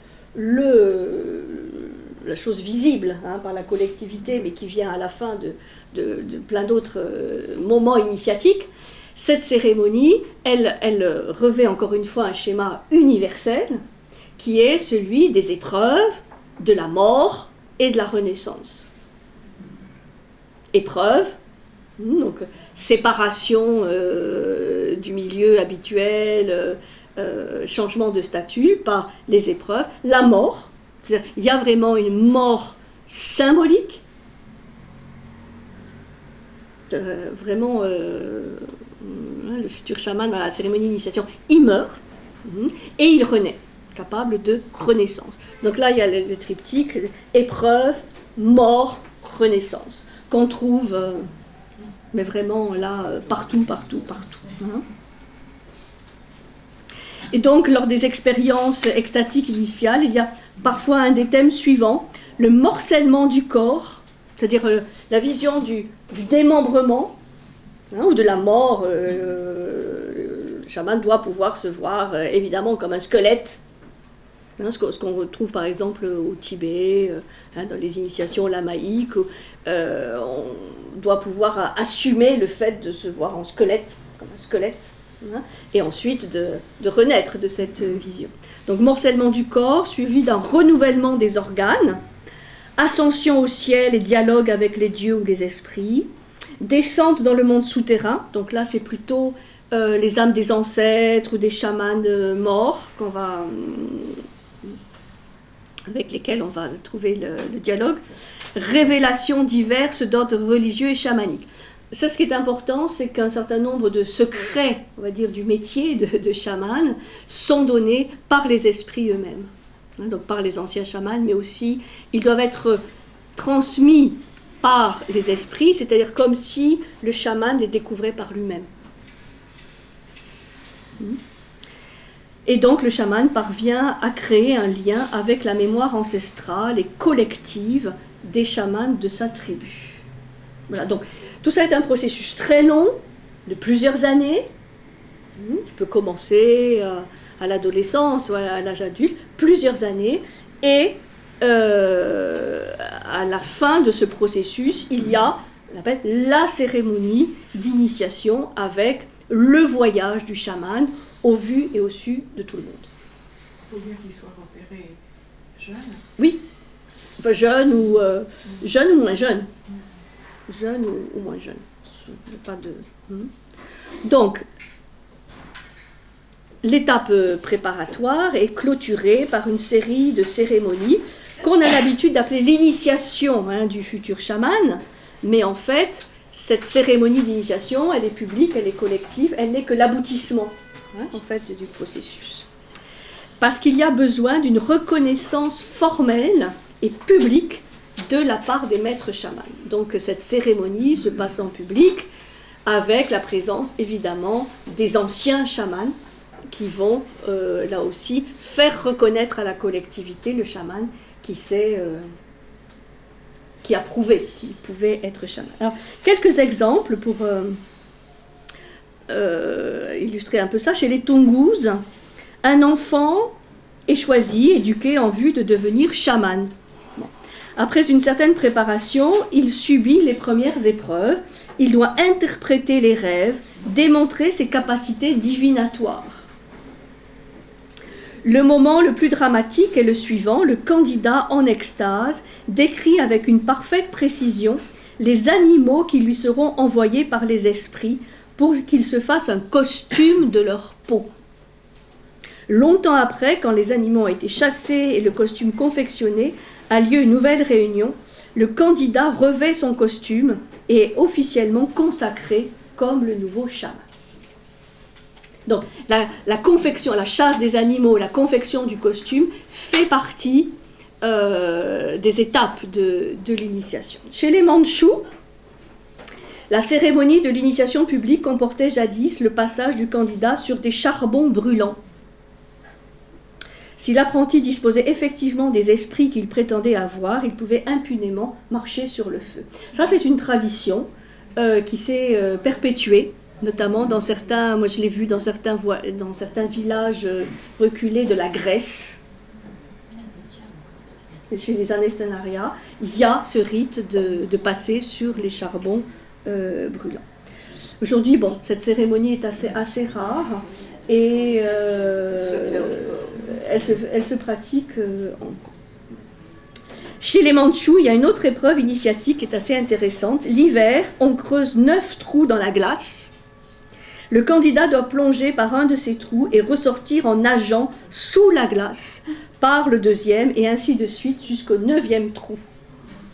Et ça, cette épreuve, s'il n'est pas mort, il peut continuer. Ça fait aussi penser à certaines épreuves qu'on trouve au Tibet, chez les lamas tibétains, où il y a cette épreuve où, en plein hiver, en pleine glace, enfin par moins 20 ou 30 degrés, le candidat doit pouvoir faire fondre sur son corps nu des choses mouillées ou glacées. C'est-à-dire c'est le rite du toumo, de la chaleur intérieure qui doit se dégager pour pouvoir faire fondre la glace.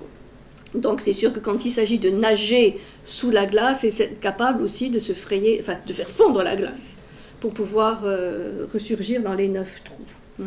C'est ce qu'on appelle la chaleur psychique dégagée par son propre corps. Bon, je vous décommande d'essayer de le faire.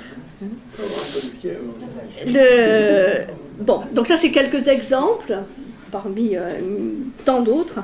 Le rituel d'initiation chamanique le plus connu, c'est celui de l'ascension céleste qui se pratique de manière complète à l'époque d'Eliade chez les Bouriates, où là, il y a la fameuse ascension au bouleau sacré. Le bouleau, un très bel arbre, EAU, puisqu'on est dans des forêts sibériennes où il y a beaucoup de bouleaux. Cet arbre avec une écorce un peu blanche qui est très très belle. Et là, c'est vrai que l'ascension au bouleau est le cœur de l'initiation du chamanisme sibérien. Alors, comment ça se passe? Bon, je ne vais pas vous raconter la totalité, mais il y a la tente du chaman avec un bouleau, Alors, les boulots, c'est le futur chaman qui doit aller les abattre avec moult prières, hein, parce qu'il y a toujours un très grand respect vis-à-vis de la nature. Donc, si on abat un arbre, on explique à l'arbre pourquoi on l'abat. C'est comme quand on tue un animal, hein, on lui explique pourquoi. Puisqu'on ne tue jamais, on n'abat jamais un arbre sans une raison supérieure. Hein, bon. Et donc, il y a un certain nombre de bouleaux qui sont abattus, qui sont plantés profondément dans le sol. Donc, il y a le boulot de la tente du chaman, et puis il y a d'autres bouleaux qui sont plantés autour. Hein, donc, ça forme une sorte d'espace sacré.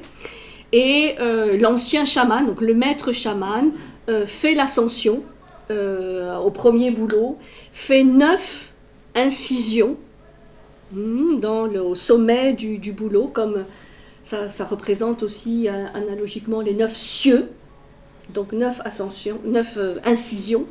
Et après, le candidat chaman doit monter à son tour au boulot, ce qui est physiquement déjà une véritable épreuve, hein, parce que c'est des grands boulots, donc pouvoir monter au sommet, faire les 9 incisions qui symboliquement représentent la capacité de parcourir les 9 cieux. Il redescend et ainsi de suite. Les 9, là il y a 9 boulots qui sont reliés par des rubans qui vont permettre là aussi le passage des esprits. Alors, ce n'est pas qu'une ascension physique au mât de cocagne, hein, pour aller chercher le jambon qui est en haut. Non, mais c'est en lien. Hein. Les liens. C'est en lien.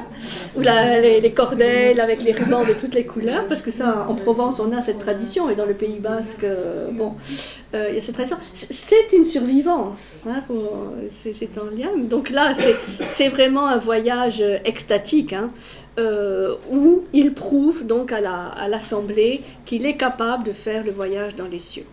Et de revenir, et de remonter, et de revenir. C'est pour ça que 9 fois, c'est la symbolique du 9, 3 fois 3. Voilà, je n'en dirai pas plus. Jusque-là, c'est assez rationnel. Donc ça, c'est l'apothéose. C'est pas forcément les éléments les plus pertinent de l'initiation qui s'est déroulée tout au long des années précédentes, mais c'est la clôture, et là, le chaman est reconnu capable d'être chaman. Alors, il y a un certain nombre de symboles associés au chaman, évidemment, et le plus important, c'est le costume. Alors, autrefois, à Paris, il y avait le musée de l'Homme, au Trocadéro, où il y avait des très très beaux costumes de chamans. Je pense qu'une partie a été transférée aujourd'hui au musée du Quai Branly. Et donc au musée du Quai Branly, si vous avez l'occasion, allez voir les départements chamanisme, parce qu'il y a des costumes, et puis il y a des petites vidéos qui montrent, là c'est le travail des ethnologues, des cérémonies d'initiation, des danses, etc. Enfin, ce qu'on peut montrer pour comprendre. C'est intéressant, vraiment intéressant. Alors, le costume du chaman, il constitue un système symbolique complet, donc qui est constitué évidemment par le chaman lui-même, et il va être imprégné lors d'une cérémonie de consécration. Il consacre le costume du chaman. Il va être donc imprégné, irrigué des forces spirituelles multiples. Alors, dans ce costume, il y a pas mal de choses. C'est assez précis, en tout cas dans le chamanisme sibérien. Il y a une tunique, déjà de grande tunique, faite de peau de bouc ou de renne, à laquelle sont suspendus des ronds en fer, beaucoup d'éléments métalliques. Parce que ces éléments métalliques, ils vont, lors de la danse, faire du bruit, et ça va être une manière d'appeler les esprits, enfin de se mettre en communication avec les esprits. Et ces ronds en fer peuvent représenter le soleil, ou la terre, et il y a un roux central, encore une fois, qui symbolise le trou par lequel le voyage du chaman s'effectue. Donc une grande tunique, un masque, là qui est fait là aussi vous voyez, donc beaucoup de matériaux du règne animal, un pectoral là aussi en fer ou en cuivre avec des plaques de fer ou de cuivre, des fourrures, des plumes peuvent agrémenter cette partie du costume. Le costume du chaman, il peut faire jusqu'à 30-40 kilos. C'est ça qui est incroyable, c'est que malgré ce costume hyper lourd, il peut léviter, il peut, lors de la danse, des chants qui l'amènent en transe, il peut vraiment s'élever au-dessus du sol avec un poids énorme. Alors là, esprit rationnel, s'abstenir. Comment fait-il? Bon.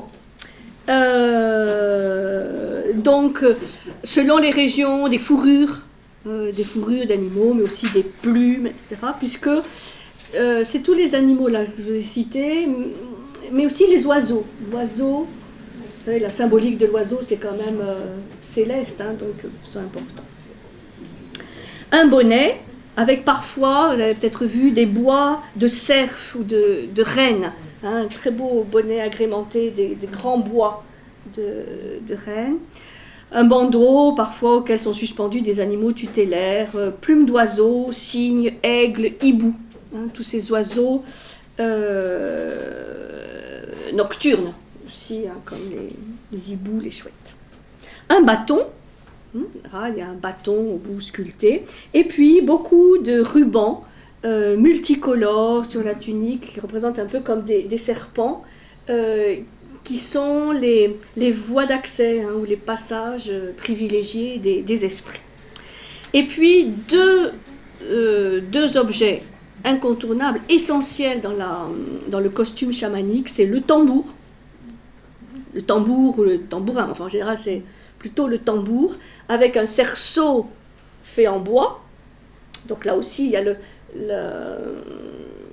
la référence à l'arbre dont il est issu, et puis la peau qui est issue d'un animal. Et lorsque le tambour est consacré, il va y avoir par le chaman le récit de l'histoire de l'arbre, de l'histoire de l'animal, qui ont donné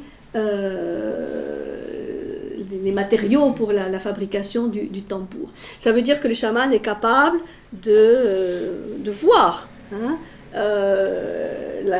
l'histoire de l'arbre, l'histoire de l'animal, sans qu'on le lui ait appris. Parce que ça, c'est vraiment un objet propre. Et le tambour est vraiment la propriété, comme le costume d'ailleurs, du clan. Il n'appartient pas au chaman, même si c'est le chaman qui le fait, il devient une propriété collective de la tribu, ce qui est très... Pas l'ensemble du costume, que le tambour. Non, l'ensemble du costume, l'ensemble du costume, avec le tambour. Et puis, un autre élément très important, c'est le miroir. Un miroir magique, qui permet là aussi de refléter le monde céleste, de refléter le monde souterrain et d'appeler, de rentrer en communication avec les esprits. Bon, la symbolique du miroir, je crois qu'on l'avait étudié. Alors ça c'est vraiment intéressant parce que le miroir aussi c'est un symbole universel. Et au Japon, la principale déesse du soleil a un miroir. Donc... qu'on va retrouver de manière évidemment transformée, édulcorée dans les contes. Je disais que dans les contes traditionnels, notamment les contes de Grimm, on va trouver des éléments qui font référence à cet élément chamanique. C'est pas simplement pour se regarder, pour savoir si on est toujours la plus belle. Mais il y a une symbolique profonde dans le miroir. Qui permet de refléter le réel. Et en même temps, vous savez, c'est très mystérieux, un miroir. Il inverse tout. Il inverse. Donc c'est en même temps un comme tout symbole, quelque chose qui fait barrage et en même temps qui ouvre, hein, qui voile et dévoile en même temps. C'est pour ça qu'on est dans un monde très, très paradoxal. Donc de toute façon, dans la transe chamanique, il y a besoin de ce miroir et de tambour. Le fait de jouer du tambour, accompagné de chants et de pas de danse, fait que le chaman rentre en état de transe, en état extatique. Justement, le chant et la danse, quelle place ça prend dans le chamanisme sibérien? Très important, hyper important. C'est clé dans l'état de transe, c'est-à-dire cette ascension-là, je vous ai vraiment résumé hein, l'ascension des boulots, ne peut se faire que précédée de chants et de pas de danse très, très précis, qui après peuvent devenir moins précis, hein, avec des gesticulations, des gestes un peu qui apparaissent dans tous les sens, mais c'est hyper important pour rentrer dans cet autre plan de conscience, cet autre niveau de conscience. Et ça, en Grèce archaïque, on va trouver...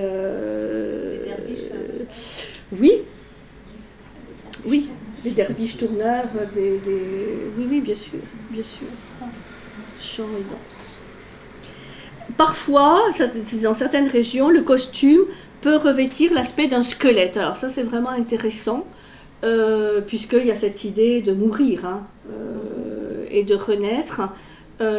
Donc chaque partie du costume, notamment métallique, va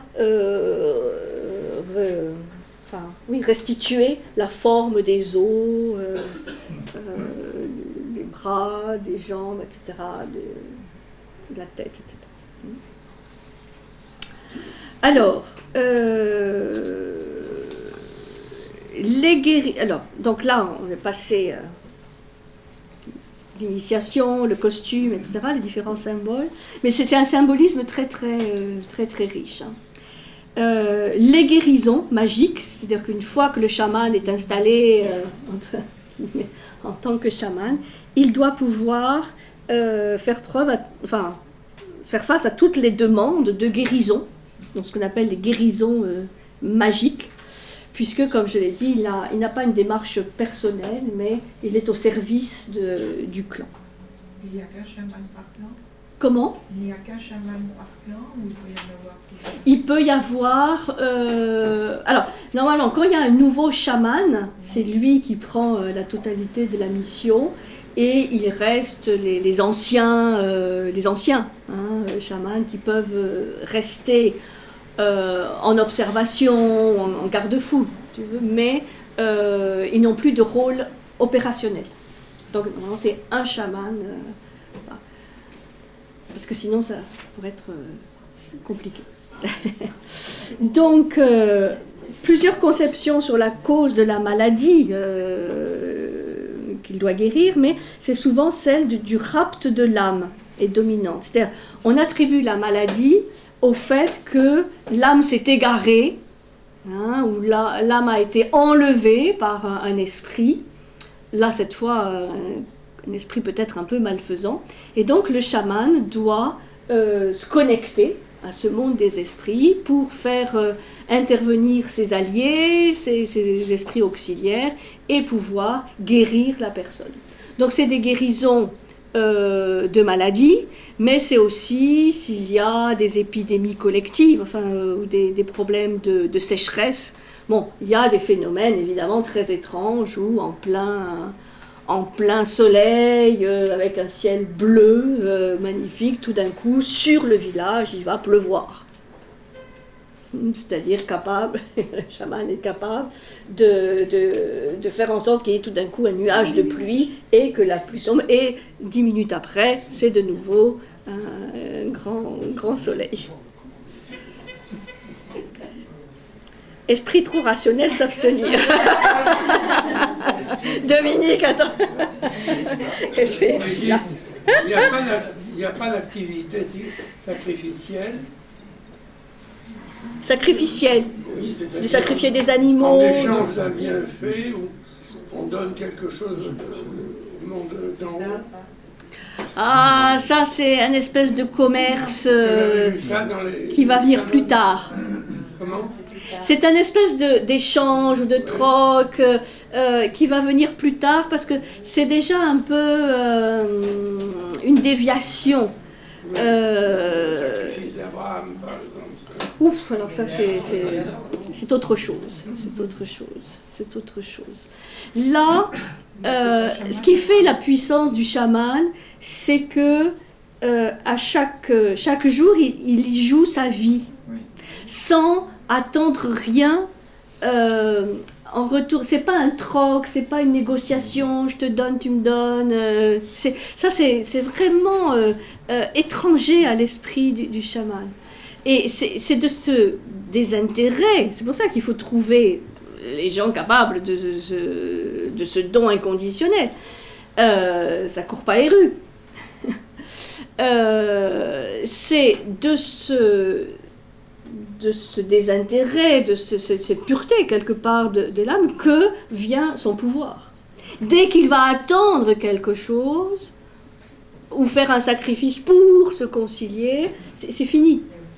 Et c'est un état de total respect et d'humilité par rapport à la nature.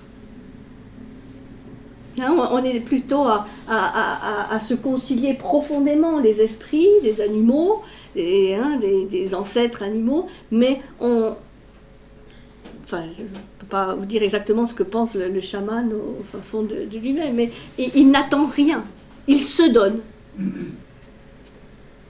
Donc après, comme je disais tout à l'heure, ça c'est le job du chaman. La communauté, les autres membres, eux, peuvent faire les offrandes et les sacrifices et les prières, eux oui. Mais le chaman, c'est un autre niveau. Et c'est de cela qu'il tire son pouvoir. Ça, vous le voyez dans toutes les traditions spirituelles. Dès que vous attendez quelque chose, c'est fini. Le lien est coupé.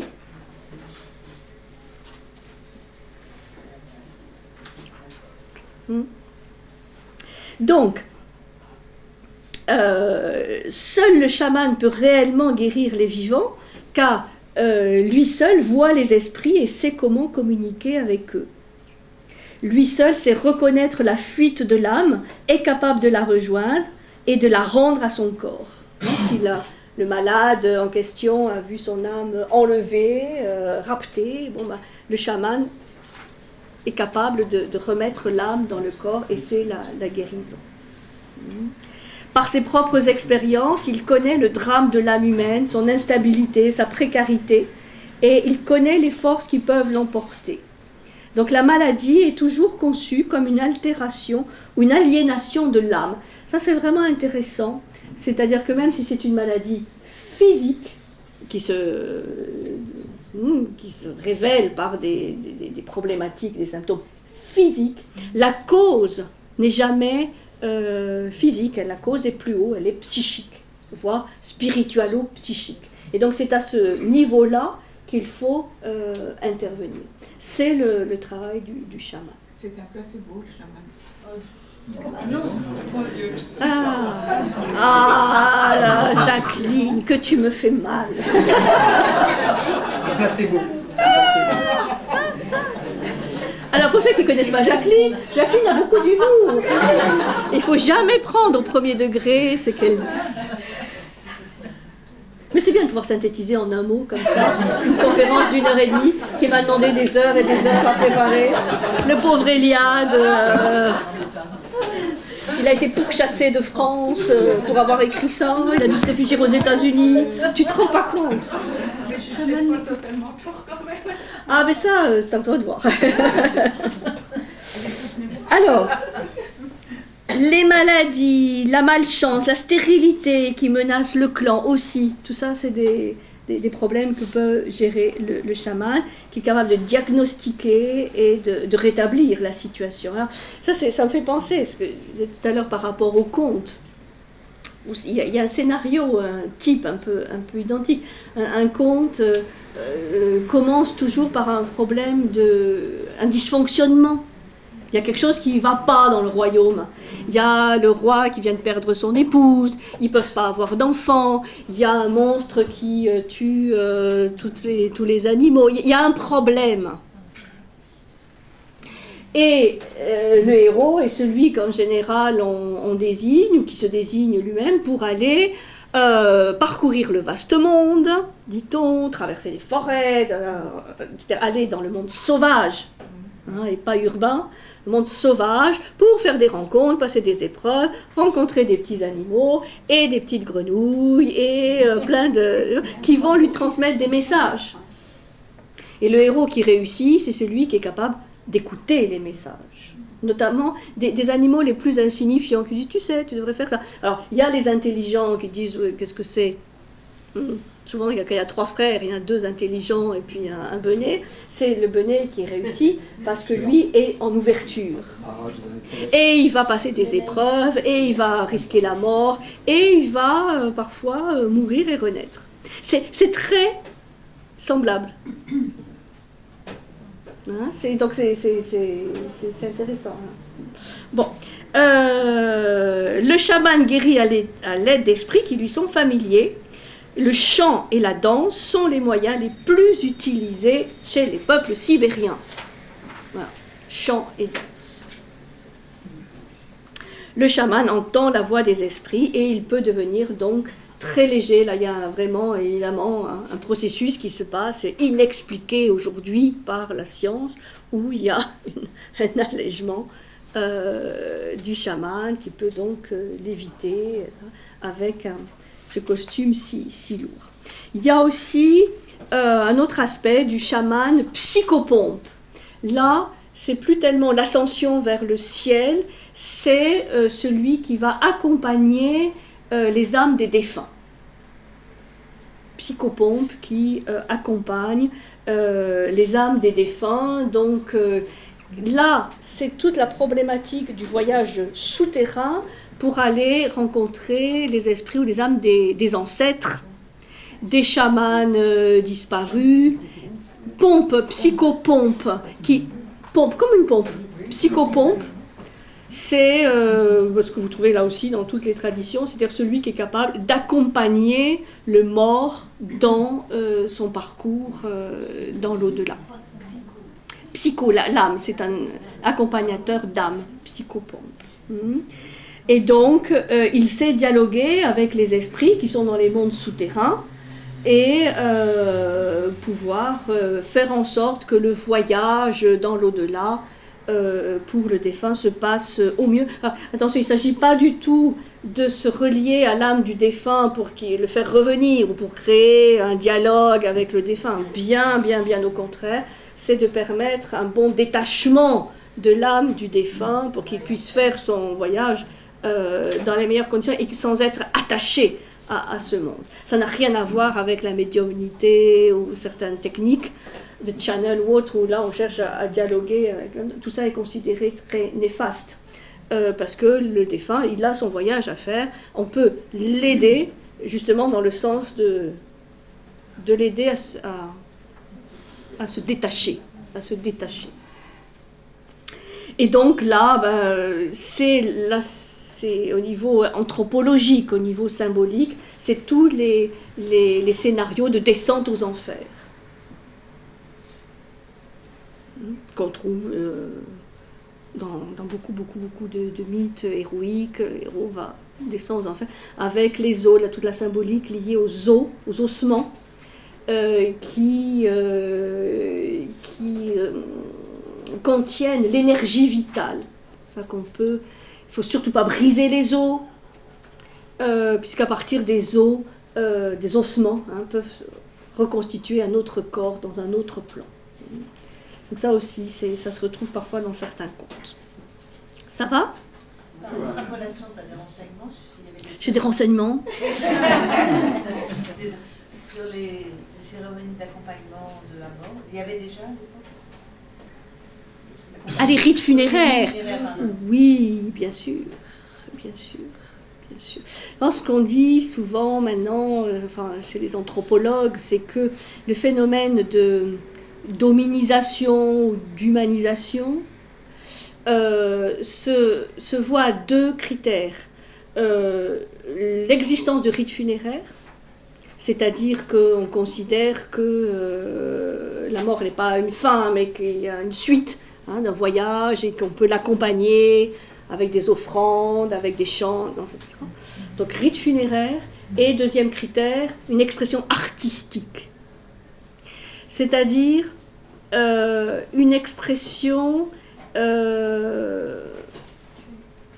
pour la beauté et qui ne soit pas utilitaire, gratuite. Ouais, tout à fait.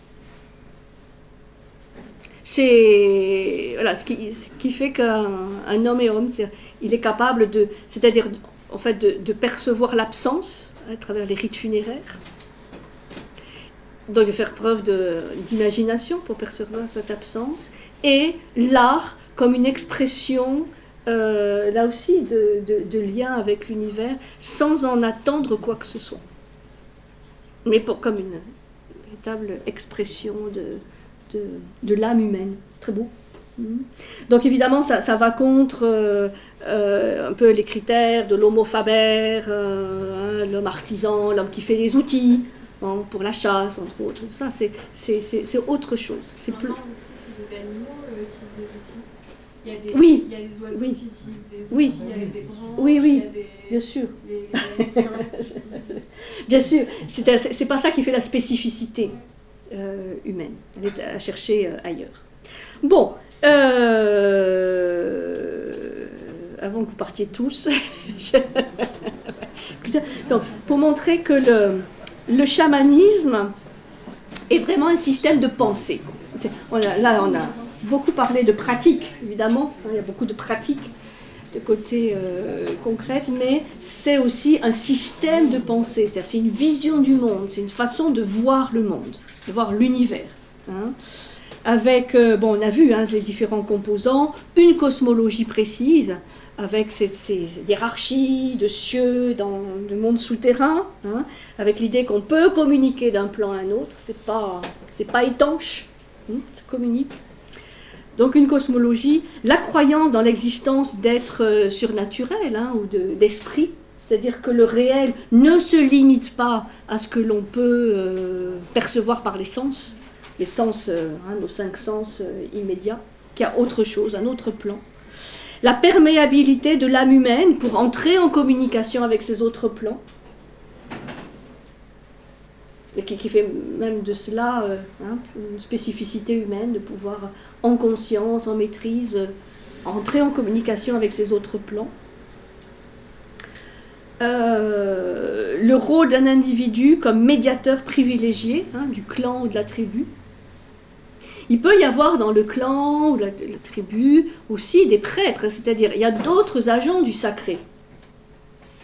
Des prêtres, des sorciers, enfin, d'autres personnages qui gèrent le sacré. Mais le chaman a l'exclusivité du voyage. Vraiment du vol, de l'ascension, et donc de ces pouvoirs de guérison obtenus par cette ascension. Après, le côté plus sacré social, disons les cérémonies, les fêtes, d'autres rites, peuvent être gérés par d'autres personnes. Mais la spécificité du chaman, c'est qu'il a suivi tout le processus d'instruction et d'initiation, qu'il est reconnu par la tribu pour ce voyage. C'est ça vraiment qui fait sa spécificité. Le jour où il ne peut plus faire ce voyage, il n'est plus chaman. Alors qu'un prêtre a moins de pouvoir. Un prêtre, et donc à la limite, pour organiser le côté plus social du sacré, c'est plus simple. Donc même si on a un prêtre un peu vieillissant, qui n'a plus forcément tous ses pouvoirs, c'est pas grave. Pour le chaman, oui. Il remet en jeu son pouvoir tous les jours, ce qui n'est pas le cas des autres officiants du sacré. Ce qui